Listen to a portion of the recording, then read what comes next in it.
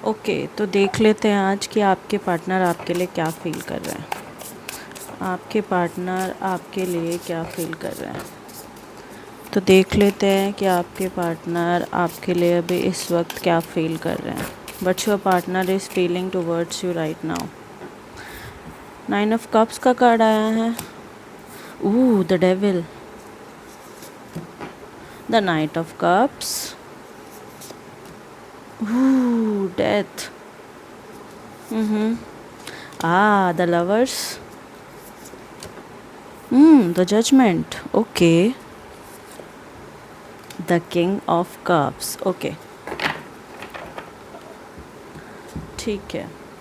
तो अभी आपके पार्टनर ना आपके बारे में ये सोच रहे हैं कि 9 ऑफ कप्स का कार्ड रिप्रेजेंट कर रहा है कि आप उनको बहुत फुलफिलिंग नज़र आ रहे हो।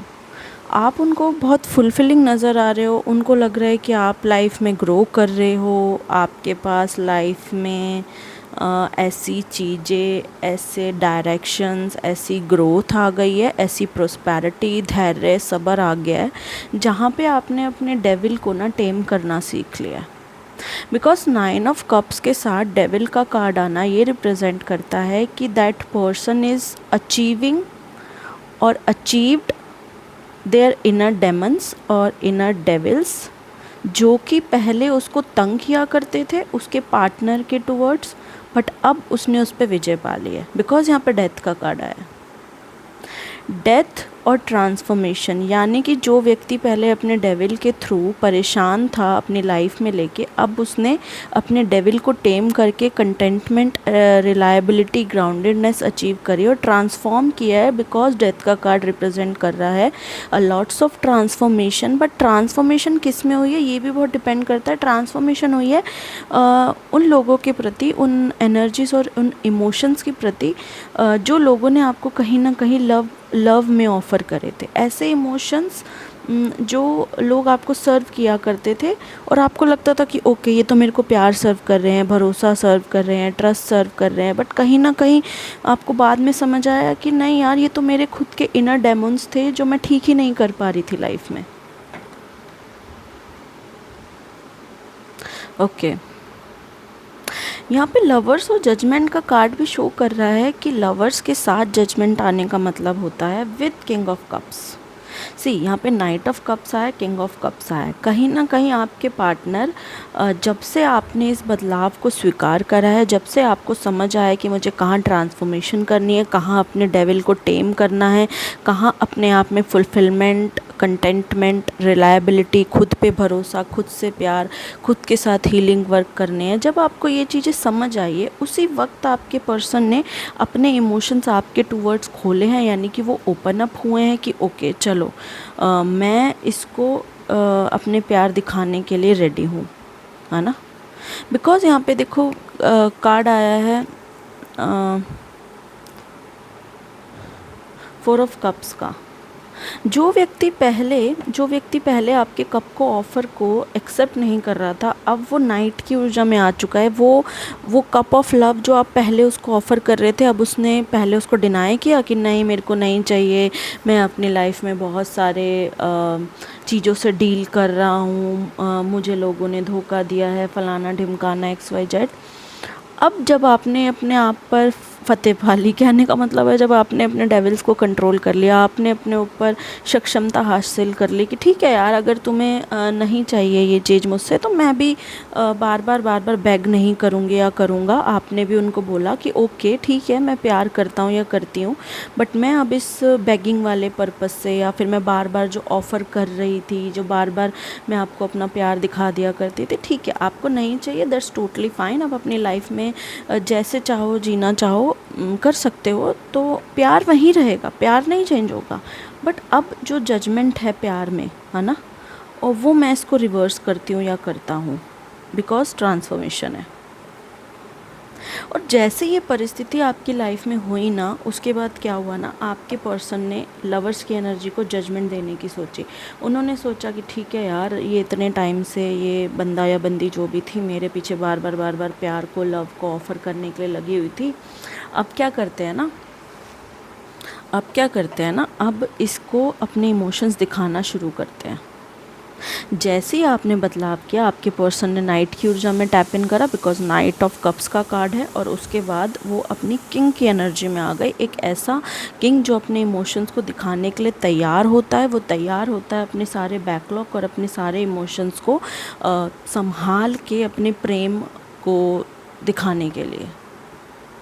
तो अभी आपका व्यक्ति ऐसा सोच रहा है कि यार ऐसा मैं क्या करूं कि दोबारा से वो जो कंटेंटमेंट थी जो इस व्यक्ति ने, इस पर्सन ने अपने आप में स्वयं प्राप्ति कर ली है, उसको मैं सर्व कर पाऊँ, मैं दोबारा से उसको वो सारे इमोशन सर्व करूं, वो सारे कमिटमेंट, वो रिलायबिलिटी।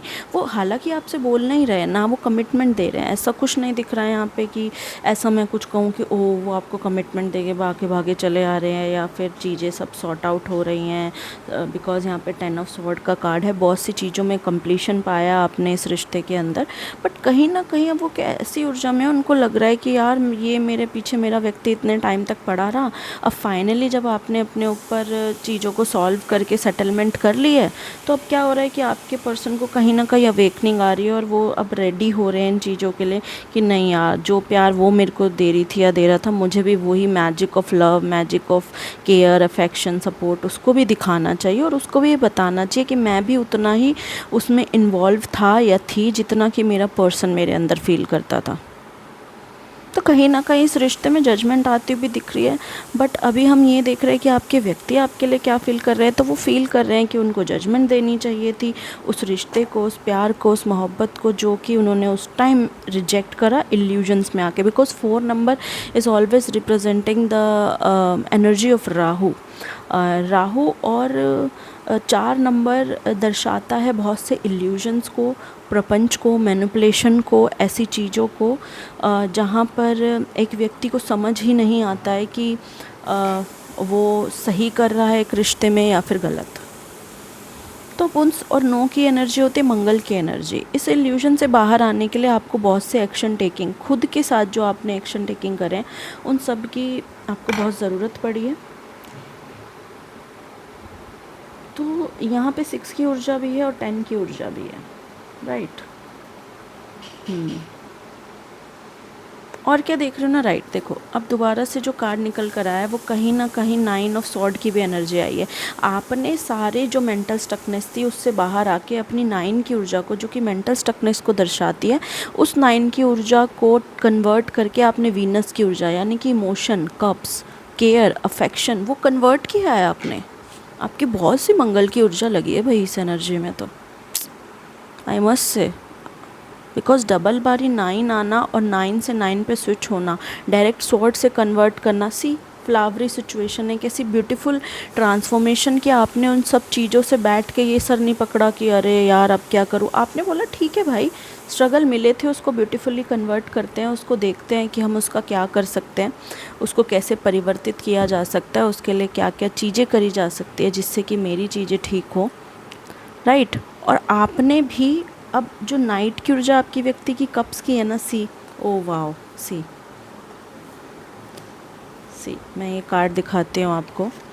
जो आपके व्यक्ति की ऊर्जा नाइट की कप्स में है ना, वही ऊर्जा आपकी नाइट की पेंटिकल्स यानी कि मनी में है। वो रेडी हैं अब अपने इमोशंस को सर्व करने के लिए, बट आप रेडी हो अपने फाइनेंशियल स्टेबिलिटी को अचीव करने के लिए। सी कैसी 2 ऊर्जाएं यहाँ पे प्ले कर रही है कि दोनों की नाइट की ऊर्जा है बट इमोशंस अलग है।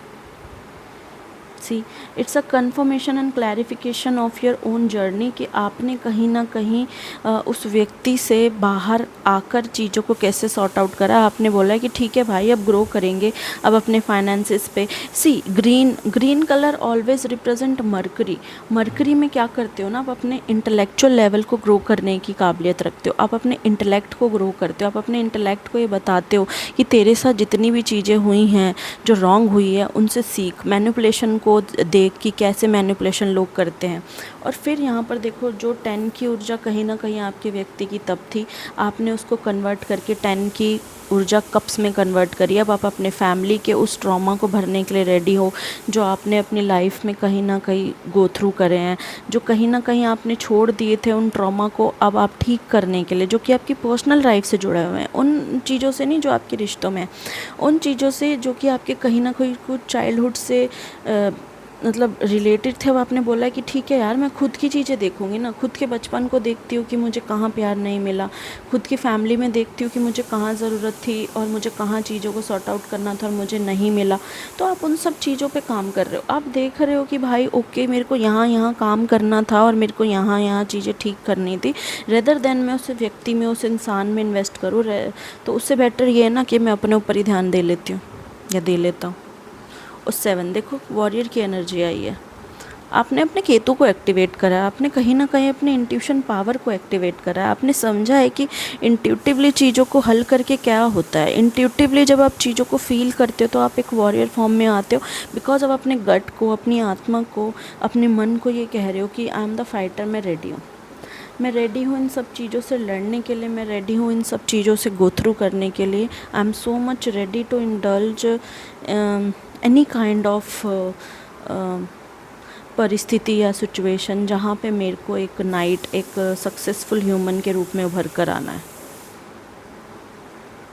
तो या दैट्स ऑल जो अभी फ़िलहाल कार्ड निकल कर आए हैं। और यहाँ पे फिर से 9 की ऊर्जा आई है 7 के बाद, और आप कहीं ना कहीं फिर से अपने पेंटिकल्स को ग्रो करोगे और आगे बढ़ोगे एक वॉरियर के फॉर्म में। तो मैं सजेशन या गाइडेंस में यही बोलना चाहूँगी कि अपने इंट्यूशन को या अपने गट को ऑलवेज स्ट्रॉन्ग रखना, अपने गट को क्लियर रखना, ईट हेल्दी, ऐसे खाने खाओ, ऐसी चीज़ों पर ध्यान दो जो आपके गट को साफ़ रखे, बिकॉज जितना आपका गट क्लीन रहता है उतनी इंट्यूशन आपकी स्ट्रांग होती है। जंक ईटिंग से थोड़ा सा बचो, ठीक है। ग्रीन वेजिटेबल्स, ग्रीन बहुत प्रोमिनेंट आया है, फ्लावर्स बहुत आए हैं। गार्डनिंग करने का अगर किसी को शौक़ है तो प्लीज़ गार्डनिंग करो। स्टोन रिलेटेड वर्क किसी को पसंद है तो प्लीज़ स्टोन रिलेटेड वर्क में जाओ। किसी ने कोई एनिमल पालने की अगर सोची है तो प्लीज़ आप वो ले सकते हो, आपको बहुत हीलिंग का काम करेगा, ठीक है।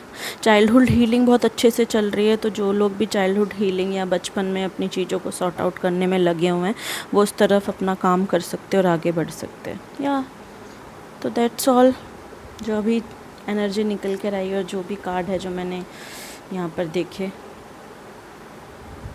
तो या थैंक यू।